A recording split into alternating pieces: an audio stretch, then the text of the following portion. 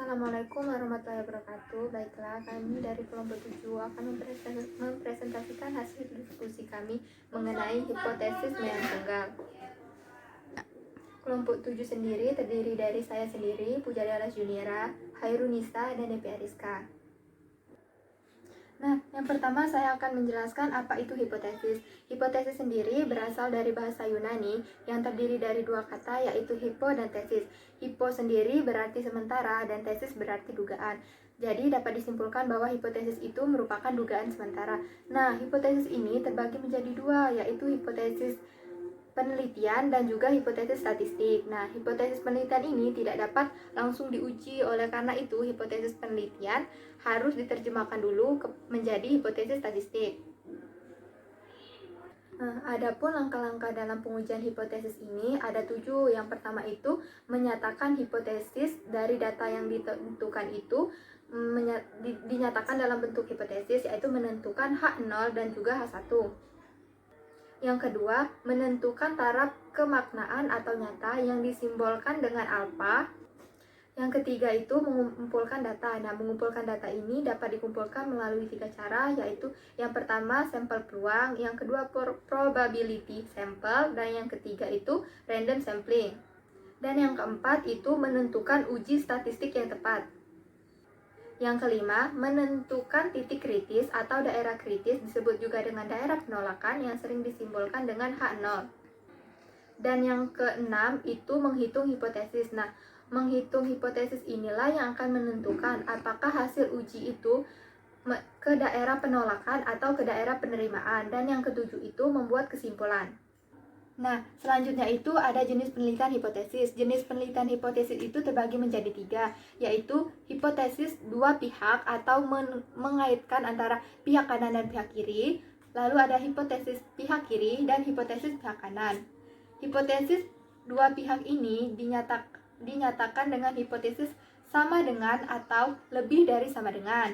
Sedangkan hipotesis kiri dinyatakan dengan hipotesis lebih dari sama dengan dan juga kurang dari. Selanjutnya itu ada hipotesis pihak kanan. Hipotesis pihak kanan sendiri dinyatakan dalam hipotesis kurang dari sama dengan dan hipotesis lebih dari. Selanjutnya itu ada uji hipotesis mean tunggal. Nah, uji hipotesis mean tunggal ini dibagi menjadi 2, yaitu sampel besar atau N lebih dari 30 yang sering disebut juga dengan uji Z. Kemudian ada sampel besar N kurang dari 30 atau sering disebut dengan uji T. Adapun rumus dari uji Z yaitu Z sama dengan X bar min mu O per tau X bar sama dengan X bar min mu 0 per tau per akar N. Nah, untuk rumus dari sampel uji T ini, yang pertama itu T sama dengan X bar min mu 0 per S per akar N. X bar sendiri merupakan rata-rata dari data uji statistik, kemudian mu 0 merupakan rata-rata yang didapatkan dari uji hipotesis. Tau sendiri merupakan standar deviasi, dan kemudian ada N ini jumlah banyaknya sampel, kemudian ada S ini adalah penduga. Selanjutnya itu masuk ke contoh soal. Contohnya itu harga beras di pasar bebas adalah Rp600 per kilogram dengan simpangan bakunya Rp25. Berdasarkan anggapan tersebut akan diadakan penelitian terhadap 40 kios beras sebagai sampel yang diambil secara acak. Dan ternyata diperoleh informasi dari data tersebut, rata-rata harga beras di pasar bebas adalah sebesar Rp594 per kilogram. Yang ditanya, ujilah kebenaran anggapan di atas dengan taraf nyata 5%. Nah, selanjutnya itu menentukan hipotesis statistik. Rumusnya itu H0 sebanding dengan mu 0 atau H1 sebanding dengan mu 0. Kita tahu dari soalnya mu 0-nya 600. Nah, yang kedua, menentukan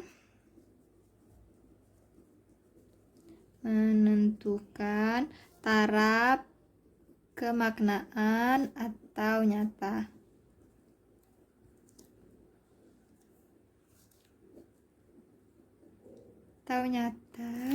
Diketahui tadi alfanya sama dengan 5%. 5% ini jika kita desimalkan yaitu jadi 0,05.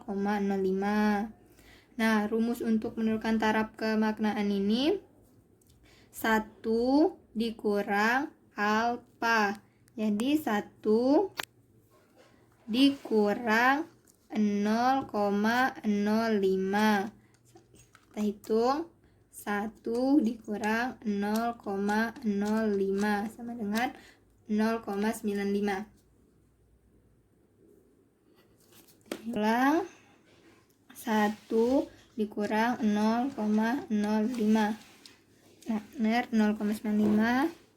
0,95 kita jadikan persen, jadi 95%. Selanjutnya yang ketiga itu melakukan proses pengujian.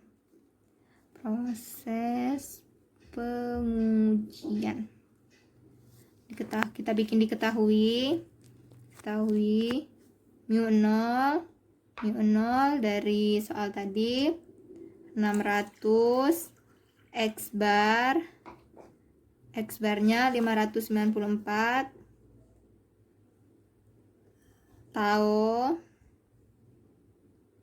taunya itu tau atau simpangan baku. Simpangan bakunya 25, Pak. 25. Kemudian N itu banyaknya sampel. Banyaknya sampel 40, yang diuji sebanyak 40. Yang ditanya Z. Jawab.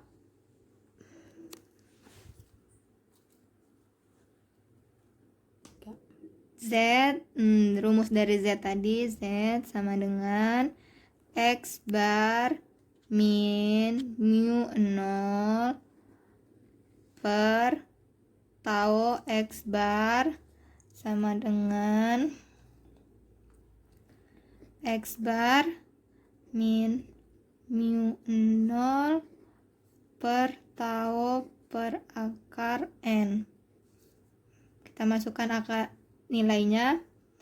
X barnya 594 dikurang mu 0-nya 600 per taunya 25 dibagi akar N-nya tadi banyak sampel 40.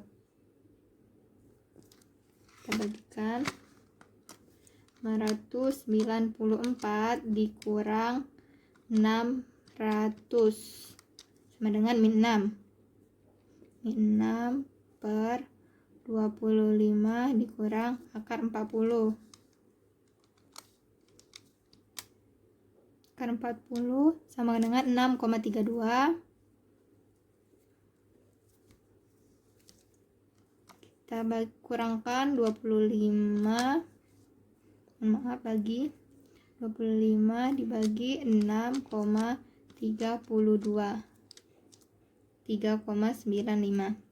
Jadi min 6 dibagi 3,95. Min 6 dibagi 3,95. Min 1,5. Karena ini dua pihak, jadi kita buat plus minus 1,51. Nah, selanjutnya itu menentukan, masih di bagian ketiga, menentukan harga tengah-tengah.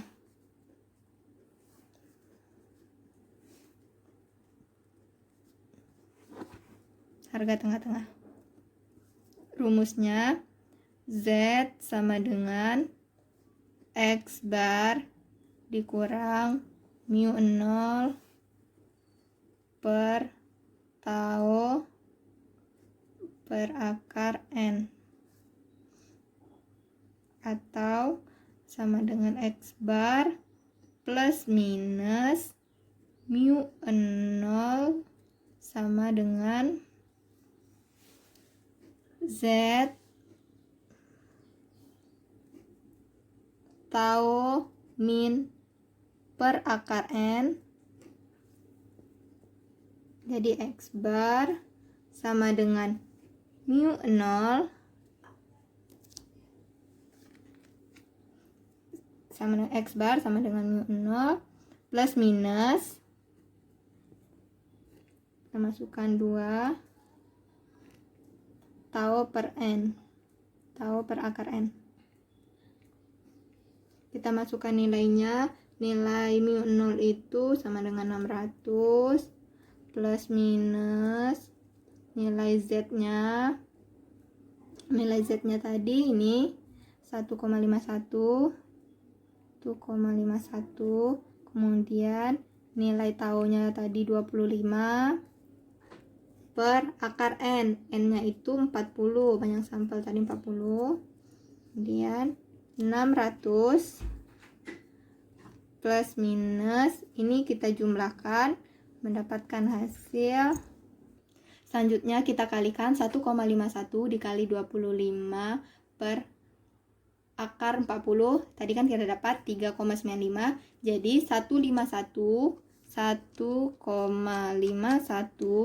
dikali dengan 3,95. Dapatkan hasil 5,96. Selanjutnya itu menentukan daerah titik kritis. Daerah titik kritis. Nah, untuk alfa-nya tadi kan sama dengan 5%. Alfa sama dengan 5%. Berarti Z sama dengan alfa dibagi 2.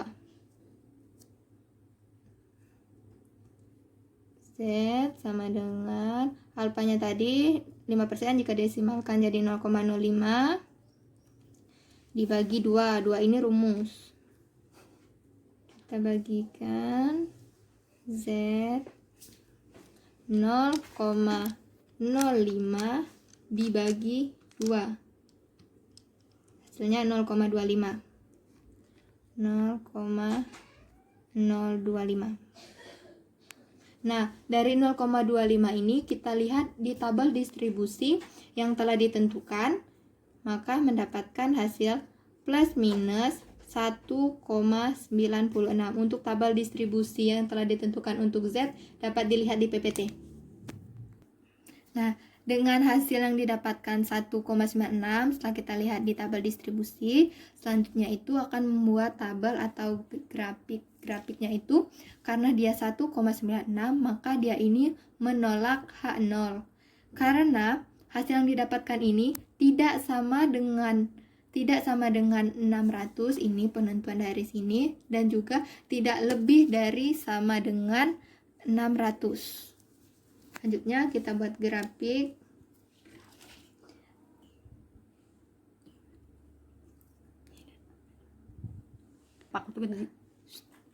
Nah, selanjutnya kita buat grafiknya. Kan nilainya 1,96, berarti lebih dari 1, belum sampai 2, 1, 2, 3. Lihat titik, ini titik tengahnya. 1, 2, 3. Nah, karena hasil yang didapatkan itu plus minus 1,96, berarti kita buat 2, yaitu di daerah min dan juga di daerah plus. Karena ini merupakan daerah penolakan, maka dari 1,96 kita anggap sini 1,96. Ini yang min 1,96, dan yang ini plus 1,96. Dia menjauhi arah terima karena tadi kan sudah dijelaskan bahwa 1,96 ini terbukti menjauhi atau ke daerah penolakan.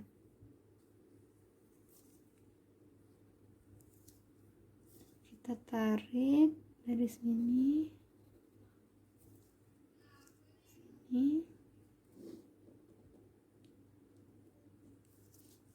Dan ini diarsir. Ini merupakan daerah penolakan dari 1,96.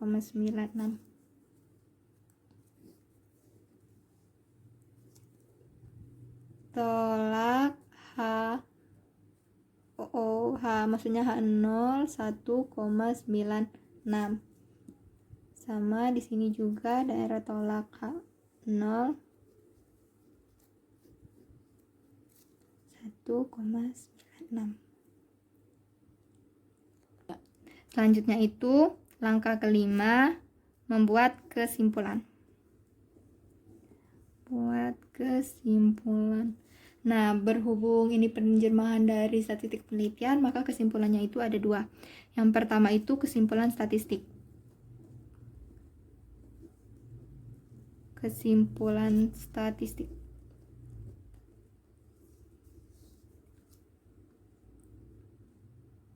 Nah, kesimpulan statistik ini merupakan data yang diperoleh. Mu-nya tadi kan kita tahu kalau mu-nya tadi ada 600, sedangkan hasil penghitungan tadi adalah 5,96.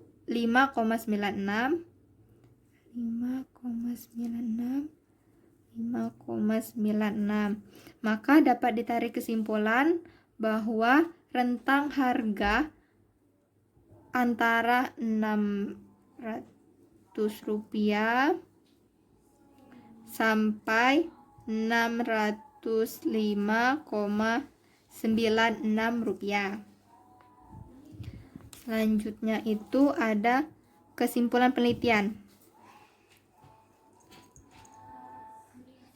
Nah, selanjutnya itu ada kesimpulan penelitian. Nah, kesimpulan penelitian ini berdasarkan penelitian 40 kios tadi. Kesimpulannya itu penelitian terhadap 40 kios. Penelitian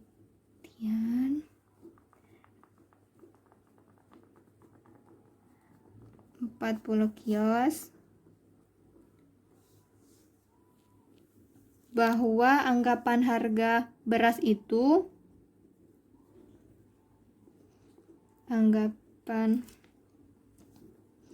harga beras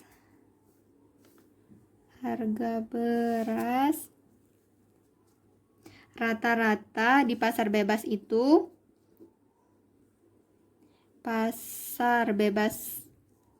tadi kan Rp600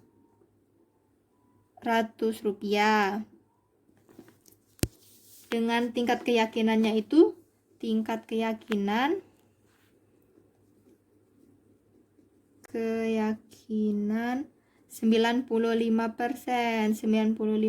Ini tadi didapat dari uji taraf keyakinan ini yang telah kita cari sebelumnya 95%. Demikianlah penjelasan dari saya. Selanjutnya akan dijelaskan oleh saudari Depi Ariska. Saya akhiri. Wassalamualaikum warahmatullahi wabarakatuh.